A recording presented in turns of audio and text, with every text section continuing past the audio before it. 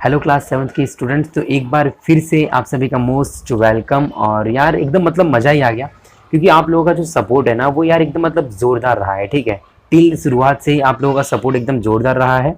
और आज का जो वीडियो है इसके अंदर हम देखने जा रहे हैं तुम्हारे एसएस का जो नया टेक्स्ट बुक आया। ठीक है, गुजरात बोर्ड का जो एसएस का नया टेक्स्ट बुक आया हुआ है उसका चैप्टर 7, यानी कि चैप्टर 7 का मतलब क्या हो रहा है यहाँ पे, Bhakti age religious sect and saints. ये जो चैप्टर आपको स्क्रीन पर भी दिख रहा है वही वाला चैप्टर को हम डिटेल में ऐसा स्टडी करेंगे। और यहाँ पे जो हमारा स्कोर होगा यानी टारगेटेड स्कोर रहेगा ना वो 95 प्लस का रहेगा। अगर आप पूरा इसको वीडियो को देखते हो ना गाइज, कसम से आपको कहीं से भी इस चैप्टर में से वो लोग क्वेश्चन पूछ ले, मतलब आपके टीचर्स कहीं से भी क्वेश्चन पूछे ना, आप बिंदास आंसर लिख के आओगे। और भी छोटा मोटा नहीं, दो दो चार चार पन्ने की लिख के आओगे। हाँ गाइज, आपने बिल्कुल सही सुना। तो अगर आप चैनल पे नए हो ना गाइज, तो चैनल को फटाफट सब्सक्राइब कर देना, नोटिफिकेशन बेल को क्लिक करना, इस वीडियो को लाइक करके अपने दोस्तों को धक्का-धक शेयर कर देना, क्योंकि उनको ही पता चले ना यार कि कहीं पे ऐसा एक चैनल है जहाँ पे टारगेटेड स्कोर जो है वो 95 प्लस है। ठीक है, चलो बिना समय वेस्ट करे इस वीडियो को चालू करेंगे हम।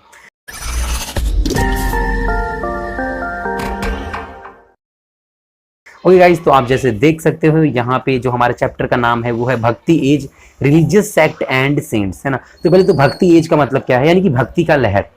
जैसे कि अपने ने कई सारे फर्स्ट सेकंड थर्ड चैप्टर में देखा था, राजपूत का लहर था, दिल्ली सल्तनत का लहर था, मुगल एम्परर का लहर था। वैसे ही एक भक्ति का भी लहर आया था, जहां से भक्ति की स्टार्ट हुई थी, लोग भगवान को मानना चालू किए थे। तो वही भक्ति एज की हम बात करेंगे। भक्ति एज में specially religious sect and saint, है ना। भक्ति एज में यहाँ पे क्या देखेंगे, रिलीजियस सेक्ट यानी religious group of people. Sect का मतलब ही क्या होता है, कुछ बंदे यहाँ पे सोच रहे होंगे सर ये सेक्ट का मतलब क्या है। तो सेक्ट का मतलब होता है कि ग्रुप ऑफ पीपल, है ना, particular group of people those who believe on God. ठीक है, those who perform the religious activities. और सेंट्स का मतलब क्या होता है, साधु संत, है ना। साधु संत जैसे कि आप सभी जानते होंगे, बहुत ही सारे साधु संत है अपने इंडिया में। ठीक है, चलो चालू करते हैं यहाँ पे मेन चैप्टर को। An important event in the medieval cultural development of India includes भक्ति एंड द सूफी मूवमेंट, है ना। बहुत बढ़िया। यहाँ पे क्या बताया जा रहा है कि मिडिल एज के अंदर जो एक और इम्पॉर्टेंट इवेंट था वो ये था कि वहां पे भक्ति और सूफी मूवमेंट भी चालू हो गई थी। भक्ति मतलब क्या होता है वो तो आप सबको पता है, यानी कि जो भक्त होते हैं भगवान के, वो वाले मूवमेंट, यानी कि लोगों को भक्त बनाने चालू कर दिया था वहां पे। और सूफी मूवमेंट मतलब बेसिकली सूफी मूवमेंट इस वाले बात से वो मतलब रिलेशन है कि an important event in the medieval cultural development of India includes भक्ति एंड सूफी मूवमेंट। ये लाइन हमें क्या बता रहा है, ये इतना ही बता रहा है कि मिडिल एज के अंदर, है ना, मिडिवियल एज के अंदर एक जो और इम्पॉर्टेंट इवेंट वहां पे हो रहा था वो ये था कि वहां पे भक्ति और सूफी मूवमेंट चालू हो गया था। भक्ति मतलब बेसिकली हिंदुइज्म के लिए भक्ति मूवमेंट चालू किया था, और सूफी वो इस्लामिक लोगों के लिए, है ना, जो मुस्लिम लोग हैं उनको मतलब भगवान का रास्ता दिखाने के लिए कि भगवान है, शांति दिलाने के लिए ये भक्ति और सूफी मूवमेंट चालू किया गया था। सूफी आप नाम से पता कर सकते हैं, that is something which is on Islamic, ठीक है, वहाँ पे community. This movement was not aimed at gaining any political advantage against monarchy, but its main purpose was to show a simple religious path to those who suffering from ignorance, falsehood, distress and torture, है ना। अब ये जो movement चालू किया गया था ये इसलिए, इसका एम ऐसा कुछ नहीं था कि चलो यहाँ पे कोई पॉलिटिकल एडवांटेज हमें मिलेगा, है ना, कि मतलब ये बीजेपी जीत जाएगी या फिर ये कांग्रेस जीत जाएगी, मतलब ये इस चीजों के लिए नहीं चालू किया गया था। पॉलिटिकली पार्टी को सपोर्ट नहीं करने के लिए चालू किया गया था, इसको इसलिए चालू किया गया था। इसका मेन पर्पस ये था कि लोगों के ऊपर जो भी इग्नोरेंस है ना, लोग मतलब कोई किसी को भाव नहीं दे रहा था, कुछ लोग बेचारे डिस्ट्रेस थे, परेशान थे, कुछ लोगों को गलत ठहरा दिया जा रहा था, कुछ लोगों को टॉर्चर कर दिया जा रहा था। तो उन बंदों को जो बेसिकली ये सब चीजों से सफर कर रहे थे, उन लोगों को, है ना, रिलीजियस पाथ दिखाने के लिए, धार्मिक, है ना, धार्मिक राह दिखाने के लिए कि भाई भगवान के रास्ते पे चलो, है ना, सुख शांति के जीवन जियोगे। तो उन लोगों को ये सब चीजें, है ना, ये रास्ते दिखाने के लिए ये मूवमेंट जो भक्ति और सूफी मूवमेंट है इसलिए चालू किया गया था। ठीक है, The teaching of the saints therefore had a profound effect on them, है ना। तो जो ऐसे बंदे थे जो बेचारे परेशान थे, नाखुश थे, उनको, है ना, जो मतलब सेंट्स थे उनका काफी ज्यादा इफेक्ट था उनके ऊपर। जो परेशान थे सेंट वगैरह, उनको क्या टीच करते थे कि भाई दुख मत हो, ऊपर वाला है सब कुछ देख लेगा। बट गाइस ऐसा कुछ भी नहीं है ना। आपको बेसिकली मेहनत करना होगा। If you want to get success in your life then you have to work hard. ठीक है, it's a very simple rule. यहाँ पे right now actually it's 9 to 10 o'clock in night, है ना, और स्टिल मैं यहाँ पे वीडियो बना रहा हूँ। सो बेसिकली आपको मेहनत करना होगा। ठीक है, मतलब बिलीव करते हो भगवान पे, it's okay, we all believe in God, but you have to work hard in order to get success. ठीक है, चलो आगे बढ़ेंगे, है ना। सर आप बहुत भाषण दे दिया आपने यार, मतलब हद कर दिया आपने सर। ठीक है, कोई बात नहीं गाइज, यहाँ पे भी हम क्या देखेंगे। ओके, तो ये टॉपिक क्या था, इमरजेंस एंड डेवलपमेंट, है ना। मतलब क्या उसकी हमें इमरजेंसी पड़ी, क्यों हमने मतलब ये सूफी मूवमेंट और भक्ति मूवमेंट चालू कर दिया, और डेवलपमेंट कैसे हुआ। ठीक है, चलो देख लेते हैं।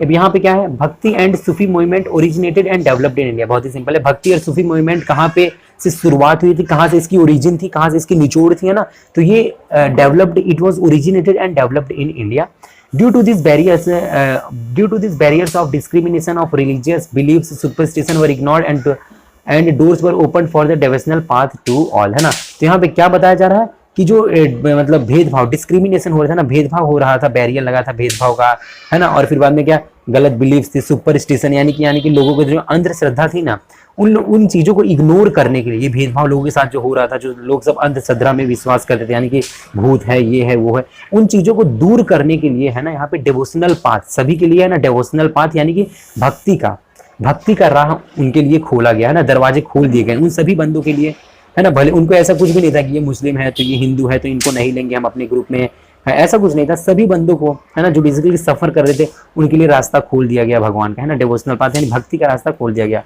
भक्ति and Sufi movement gave birth to Hindu Muslim cultural harmony and new era began, है ना। अब क्या है यहाँ पे भक्ति और सूफी मूवमेंट, है ना, इन्होंने क्या किया, हिंदू मुस्लिम कल्चरल, है ना, हिंदू मुस्लिम को हार्मनी, कल्चरल हार्मनी यानी सांस्कृतिक में इन लोग को क्या किया, हिंदू मुस्लिम को एक साथ एकजुट अच्छे से बनाए रखा, है ना, सब खुशी खुशी रह रहे थे हार्मनी में। Most of the saint were nirguni monotheist, है ना। यहाँ पे क्या बोला जा रहा है कि जो बहुत सारे जो यहाँ पे सेंट थे, जो बहुत सारे साधु संत थे, वो कैसे थे, वर निर्गुंडी।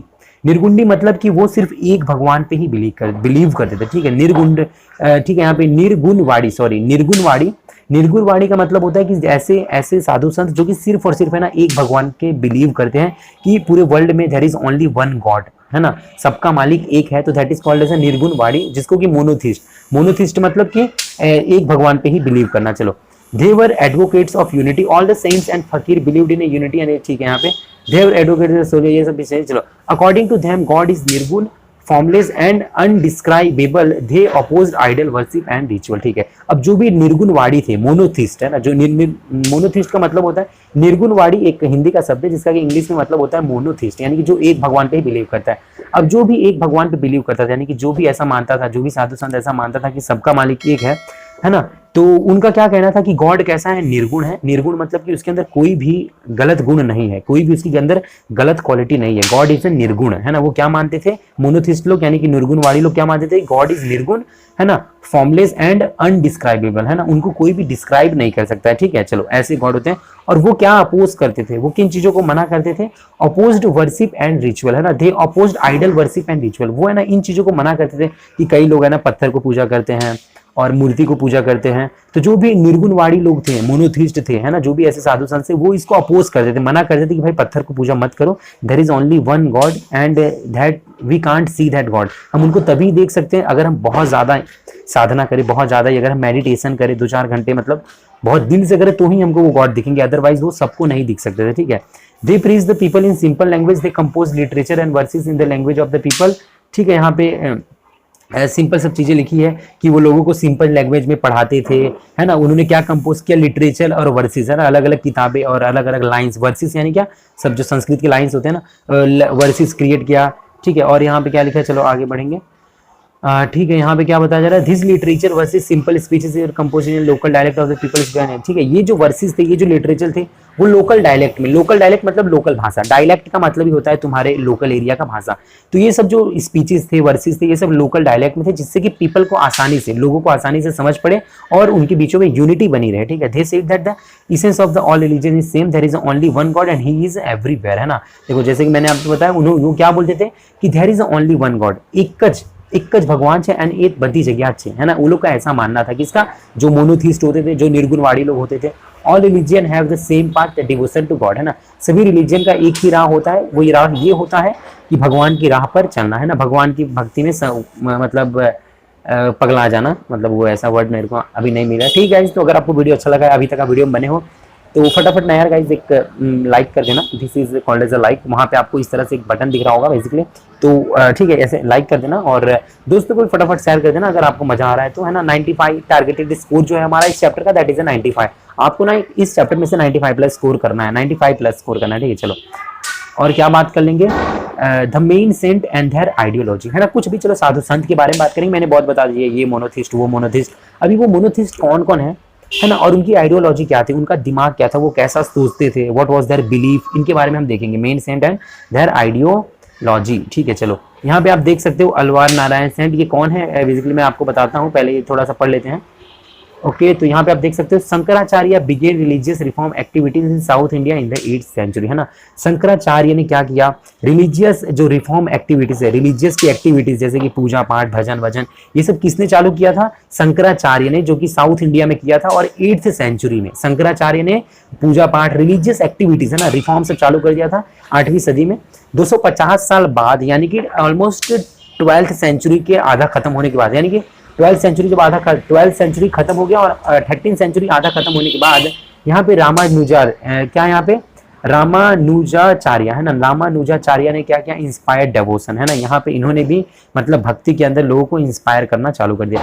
Eight this time Alvar and Nayanar saint in South India propagated religious movement, है ना। और उसी समय, जिस समय ये यहाँ पे कहाँ पे है, जो इस समय मतलब शंकराचार्य ने मतलब रिफॉर्म एक्टिविटीज चालू किया, फिर 250 साल बाद रामानुजाचार्य ने भी डिवोशन वगैरह चालू किया। और उसी समय जिस समय रामानुजाचार्य मतलब डिवोशन भक्ति फैलाना चालू करे थे, तो उसी समय अलवार एंड नयनार, है ना, नयनार और अलवार के जो साधु संत से साउथ इंडिया में, वो लोग ने भी क्या रिलीजियस मूवमेंट चालू कर दिया। कौन, अलवार एंड नयनार के जो सेंट्स थे, अलवार और नयनार के जो साधु संत थे। अब अलवार और नयनार क्या है वो देख लेते हैं। तो यहाँ पे आप गाइस सिंपली देख सकते हो अलवार और Nayanar. The Vaishnava saints were known as a Alvar, है ना। अलवार किसे बोलते हैं, मैंने बोला कि मतलब अलवार और नयनार सेंट्स, अलवार और नयनार के साधु संत। तो अब ये क्या है, तो देखो जो भी वैष्णव भगवान होते हैं ना, वैष्णव भगवान जो कि कृष्णा भगवान के एक रूप होते हैं, तो वैष्णव भगवान के जो भी मतलब फॉलोअर्स है, तो उनको हम क्या बोलते हैं, अलवार। वैष्णव मतलब यहाँ पे जो वैष्णव सेंट्स हैं, जो भी वैष्णव भगवान को मानने वाले साधु संत हैं, उनको हम अलवार बोलेंगे। और जो शिव भगवान को जो शैव सेंट्स हैं, यानी कि जो शिव भगवान को मानने वाले साधु संत हैं, उनको हम नयनार्स बोलते हैं, है ना। चलो तो वैष्णवा सेंट्स को हम क्या बोलते हैं, अलवार। और जो शिव भगवान को मानने वाले हैं उनको हम नयनार्स बोलते हैं। नयनार्स क्यों बोलते हैं, क्योंकि शिव भगवान को यहाँ पे भी नयन होता है। देखो मैं आपको टेक्निक बता रहा हूँ याद रखने की, एक्चुअली मेरे को भी नहीं पता, यही रीजन हो सकता है, बट स्टिल मैंने यहाँ पे टेक्निक बता रहा हूँ। जो शैवाई सेंट्स होंगे, है ना, शैव सेंट्स होंगे जो, उनको हम नयनार बोलेंगे। क्यों ऐसा, क्योंकि शिव भगवान को 3 आंखें होती थी, यहाँ पे भी आंख होती थी, तो इसीलिए उनको हम क्या बोलेंगे, नयनार सेंट्स। जो शैव के हैं और जो वैष्णव के हैं उनको हम क्या बोलेंगे, अलवार सेंट्स। चलो बहुत बढ़िया, अलवार सेंट्स। अब यहाँ तक तो हो गया। This followers on the path of a division, है ना, मोनोथिज्म। अब ये जो भी सेंट्स थे, जो भी ये मतलब मैं नयनार सेंट्स हो भले ही अलवार सेंट्स हो, ये है ना, कौन से डिवीजन पे फॉलो करते, कौन से पाथ को फॉलो करते थे भक्ति के, मोनोथिज्म को। मोनोथिज्म मतलब वन, एक ही भगवान, है ना। मोनो का मतलब ही क्या होता है, एक, तो एक ही थीजम यानी कि भगवान, एक ही भगवान को लोग मानते थे। They believed in unity of all religion and sect and oppose to idol worship as well as ritual. ये लोग भी क्या अपोज करते थे, अपोज मतलब उनका विरोध करते थे, किसका, आइडल वर्शिप। अगेन जो मतलब नैनार्स है, अलवार जो है, ये लोग भी ना क्या बोलते हैं अपने इसे, आइडल वर्शिप को है ना अपोज टोटली करते थे। चलो आगे बढ़ेंगे, 95+ स्कोर है, फटाफट गाइस आप लाइक कर देना, ठीक है। चलो यहाँ पे देखते हैं क्या है, Bhakti movement open the door to self realisation for all, है ना। भक्ति मूवमेंट ने क्या कर दिया, एक दरवाजा खोल के सब लोग सेल्फ रियलाइज करने लगे कि हाँ यार, अपने मतलब सोल से, आत्मा से सोचने लगे, आत्मा से भगवान की पूजा करने लगे। The saint and the thinker of the devotional path speak the common language among the saint and philosopher. चलो फिलोसोफर मैनी ग्रेट आचार्य से, ठीक है। यहाँ पे बात करेंगे, Shankaracharya was one of the Hindu preacher. यहाँ पे शंकराचार्य कहाँ के हैं, शंकराचार्य ने 8th सेंचुरी में, है ना, साउथ इंडिया में सब रिफॉर्म एक्टिविटीज चालू कर दिया था। अब ये जो शंकराचार्य जो बंदे क्या बोल रहा हूँ, मतलब जो ये यहाँ पे शंकराचार्य जो सेंट है वो हिंदू प्रीचर थे, मतलब कि हिंदू के बेसिकली वो हिंदू को है ना मतलब पढ़ाते थे, हिंदू लोगों को क्या ज्ञान देते थे। कौन, शंकराचार्य, नाम से ही आप सुन सकते हो शंकराचार्य, ठीक है। चलो आगे बढ़ेंगे गाइज, अभी हम आ चुके हैं, जस्ट वेट सेकंड गाइज, ठीक है। ये जो है हम लोग, हाँ चलो गाइज आगे आ चुके हैं। अब बात कर लेते हैं, हम लोग यहाँ पे आ चुके हैं। About 250 years later Ramanujacharya was born in South India, है ना। 250 साल, जैसे हमने वहां पे कुछ थोड़ा बहुत देखा, फिर ये देखा कि सबसे पहले है ना कौन आए थे, शंकराचार्य आए थे 8th सेंचुरी में, फिर 250 साल बाद कौन आए थे, Ramanujacharya was born in South India. इनका जो जन्म है रामानुजाचार्य का, ये साउथ इंडिया में ही हुआ था। It is generally believe that the bhakti movement started with the Ramanujacharya, है ना, ऐसा माना जाता है। इंपॉर्टेंट एमसीक्यू है, याद रखना। ऐसा माना जाता है कि जो रियल, है ना, जो रियल इट इज जनरली भक्ति मूवमेंट का जो रियल भक्ति मूवमेंट स्टार्ट हुआ था, भक्ति का जो आंदोलन, जो लोग भक्ति को फॉलो कर रहे थे, वो रियली कब स्टार्ट हुआ था, रामानुजाचार्य ने, है ना, स्टार्टेड विद रामानुजाचार्य के साथ ही स्टार्ट हुआ था, ठीक है। चलो बहुत बढ़िया। अच्छा यहाँ पे एक पिक था ना गाइस, जिसको लिखा है। अच्छा तो यहाँ पे मैं जो आपको बता रहा था ना, एक्चुअली इसे बड़ा कर लेते हैं थोड़ा सा, ओके नाउ इट्स फाइन। चलो और गाइस तो मैं आपको जो यहाँ पे ये बता रहा था इसको थोड़ा सा मैं छोटा करता हूँ। देखो ये अलवार एंड नैनार के जो सैंड्स हैं, यहाँ पे आपको इसका पिक देखने को मिल सकता है ना। ये बेसिकली नैनार होंगी, क्योंकि यहाँ पे देखो एक ब्लैक कलर का जो यहाँ पे आपको दिख रहा है ना आंख, तो that is for Nayanar saints. और ऐसे ही अलवार और नैनार सैंड बेसिकली होते थे। आपको यहाँ पे मूवीज पिक्चर दिया गया, मैं मूवी बोल रहा हूँ। चलो आगे बढ़ेगा गाइज। हाँ आगे बिल्कुल बढ़ना चाहिए सर, टाइम पास नहीं करना है हमने, बिल्कुल यार गाइज, कौन बोला टाइम पास करेंगे, नहीं करेंगे। ओके तो यहाँ पे हमने देख रहे थे है ना ये, और इसके ऊपर भी हम लोग ने ये सब तो देख लिया, साउथ इंडिया वैष्णवा क्या होता है, अलवार क्या होता है, वो सब तो हमने देख लिया है ना। चलो अब रामानुज मतलब हमने देखा शंकराचार्य जो कि हिंदुइज्म को प्रीच करते थे, हिंदू पीपल्स को प्रीच करते थे, मतलब ज्ञान वगैरह बांटते थे। अब रामानुजाचार्य जो 250 साल बाद जो आए है ना, 8th सेंचुरी में शंकराचार्य थे, 250 साल बाद जो रामानुजाचार्य आए उनका जो बॉर्न है वो कहाँ पे था, साउथ इंडिया में था। और लोग ऐसा मानते हैं कि जो रियल भक्ति मूवमेंट चालू हुआ था तो वो रामानुजाचार्य के साथ ही चालू हुआ था। He gave a simple sermon on the path of devotion and showed the path of God attainment, है ना। वो क्या करते थे, सिंपल लोग है ना, सिंपल है ना, पाथ ऑफ डिवोशन दिखाते थे, पाथ ऑफ भक्ति का जो राह है वो सिंपली तरीके से दिखाते थे रामानुजाचार्य। एंड लोगों को किस तरह से गॉड को प्राप्त कर सकते हैं, भगवान को किस तरह से अटेन कर सकते हैं, अटेनमेंट मतलब प्राप्त कर सकते हैं, उसका भी रास्ता वो सब दिखाते थे। ठीक है चलो बहुत बढ़िया। और अभी आप देख सकते हो यहाँ पे गाइस, जैसे कि ये दो पिक्चर यहाँ पे है। पहला जो पिक्चर है वो आदि शंकराचार्य का है और यहाँ पे रामानुजाचार्य का है, मतलब कि आदि शंकराचार्य वही शंकराचार्य है, ठीक है। ये शंकराचार्य का है और ये जो है वो रामानुजाचार्य का है ना। ये जो पिक्स है आप देख सकते हो किस तरह से यहाँ पे है ना, शंकराचार्य जो कि हिंदू के गॉड थे। यहाँ देखो आप मतलब ऑरेंज कलर का भगवा कलर का कपड़ा भी पहना हुआ है, तो आप इससे बेसिकली पता लगा सकते हो he is a preacher of the Hindu peoples. ठीक है तो यहाँ पे हिंदू को देखो यहाँ पे शिक्षा ज्ञान बांट रहे हैं। और फिर यहाँ पे ये जो है, यहाँ पे ये रामानुजाचार्य है ना, रामानुजाचार्य है, ठीक है। यहाँ पे ये रामानुजाचार्य हैं जो कि साउथ इंडिया में इनका बॉर्न हुआ था। ऐसा माना जाता है कि इन्होंने ही है ना भक्ति मूवमेंट को स्पेशली चालू किया था। तो देखो यहाँ पे याद रखना है, ये तीनों बहुत ज्यादा IMP MCQ बहुत ही ज्यादा इंपॉर्टेंट है, तो कान खोल के सुन लो, याद रखना है। शंकराचार्य जो है इनका बर्थ प्लेस क्या है, कलड़ी, और इनके फादर का नाम क्या है, शिव गुरु, और इनकी माता का नाम क्या है, अंबाबाई। तो आपको याद कैसे रखना है, ये कसम, शंकराचार्य कसम है ना, शंकराचार्य क्या कसम है ना। हिंदू लोग वैसे भी कसम बहुत ज्यादा खाते हैं, तो शंकराचार्य का क्या हो जाएगा, जो कि हिंदू लोगों के प्रीचर थे है ना, पढ़ाने वाले थे मतलब। तो शंकराचार्य कसम, कसम यानी कि ये कहाँ पे, इनका बर्थ प्लेस कलड़ी यानी के है ना, कलड़ी यानी के हो जाएगा। फिर बाद में इनके जो फादर का नाम है वो एस क स का क्या हो जाएगा, शिव गुरु इनके फादर का नाम हो जाएगा। और अंबाबाई है ना, AM मतलब क्या हो जाएगा, AM का मतलब हो जाता है यहाँ पे अंबाबाई, जो कि इनकी माता का नाम है। चलो अब ये रामानुजाचार्य की बात कर लेते हैं। रामानुजाचार्य का जो बर्थ प्लेस है वो क्या है, पेरू मलातार है ना, जैसे साउथ में हुए तो नाम भी देखो इसी तरह का है, ठीक है। रामानुजाचार्य का जो साउथ में बॉर्न हुए थे, इसलिए नाम देखो बर्थ प्लेस का क्या है, पेरू मलतूर है। फादर का नाम केशव और मदर का नाम क्या है, कांति माती है ना, PKK है ना। यहाँ पे पेरू मालतूर और फादर का नाम क्या हो जाएगा, केशव और कांति माती। आपको PKK इस तरह से याद रखना है, रामानुजाचार्य के लिए PKK और शंकराचार्य के लिए कसम है ना। ये आपको इस तरह से इनका नाम याद रखना है, बर्थ प्लेस, फादर का नाम और माता का नाम। ठीक है चलो आगे बढ़े, आपने पिक तो देख ही लिया है गाइज, और आगे हम थोड़ा सा बढ़ जाएंगे। चलो तो यहाँ पे आ चुके हैं, यहाँ पे हम लोग आ चुके हैं भाई, मतलब मजा आ रहा है गाइज, ठीक है मजा आ रहा है। चलो तो मजा आ रहा है ना, तो यार मतलब मेरे को ना कमेंट सेक्शन में आप लिख के थोड़ा सा बता देना। ओके तो यहाँ पे देखते हैं गाइज अपने great saints like Jaydev and Chaitanya, अरे चटनिया है क्या, मतलब चटनिया आ गया भाई, ये सब क्या आ रहा है। चलो great saints like Jaydev and Chaitanya were also born in Bengal. तो बंगाल के अंदर कौन कौन बॉर्न हुए थे, जयदेव एंड चटनिया है ना, जयदेव और चटनिया है ना। चटनिया जो है वो कहाँ पे बॉर्न हुए थे, बंगाल के अंदर बॉर्न हुए थे। चटनिया Mahaprabhu composed Krishna bhakti song and chanted the mantra of Hari Bol in Bengal. देखो ये रेड वाला जो है ना सब एक है, फिर ग्रीन वाला वो अलग एक लाइन्स है MCQs के लिए, या फिर 1 और 2 से। देखो 1 मार्क के जो आंसर होते हैं ना, 1 और 2 मार्क के जो आंसर क्वेश्चन होते हैं, इनके लिए बहुत ही ज्यादा इंपॉर्टेंट है। तो जो लाइन मैंने गाइस टिक करता हूँ ना मैं SS के अंदर, आप उसको टिक करके रखिए, क्योंकि यही बहुत ज्यादा इंपॉर्टेंट है। और जो नहीं टिक करता हूँ ना, उसके अंदर से कभी कोई जिंदगी में भी नहीं पूछेगा, क्योंकि मैं जो टिक करता हूँ वही इंपॉर्टेंट है। बेसिकली मतलब मैं जो टिक करता हूँ, मैं ऐसी बात नहीं बोल रहा हूँ कि सर आप बोल रहे हो कि मैं जो टिक करता हूँ वही आएगा।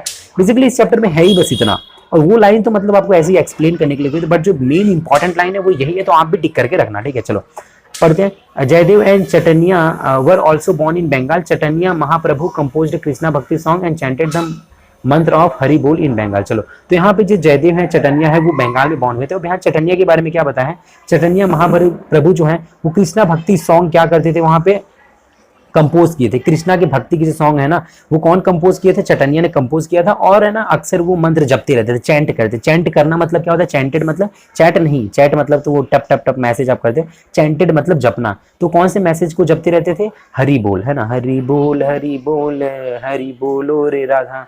चलो ये सब चैंट करते थे कौन? चटनिया जी, ठीक है। अभी ग्रेट सेंट्स लाइक रामा, यहाँ पे क्या है, रामानंद स्टार्टेड भक्ति मूवमेंट इन नॉर्थ इंडिया। चलो नॉर्थ इंडिया में किसने मूवमेंट चालू किया था भक्ति movement?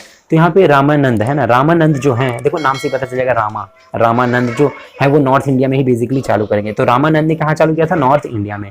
Kabir was the important saint of a monotheism. अब कबीर जो ऐसे एक सेंट थे, कबीर को कौन जाना, है ना, लाखों पाए, है ना, कबीर की बोली लाखों पाए। कबीर का नाम किसने नहीं सुना हुआ? कबीर सिंह मूवी की बात नहीं हो रही है यहाँ पे, कबीर की बात हो रही है। आप देख सकते हो ये यहाँ पे कबीर का काफी बढ़िया पिक दिया गया है, देख सकते हो ये बेसिकली, ठीक है। चलो यहाँ पे पढ़ते कबीर के बारे में। Kabir was the important saint of monotheism. ये भी मतलब मोनोथिज्म के ही मतलब इंपॉर्टेंट सेंट थे, मतलब कि ये भी मानते थे कि सबका मालिक एक है। चलो बहुत बढ़िया।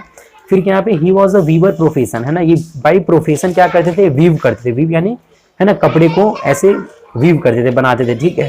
तो he was a weaver by profession.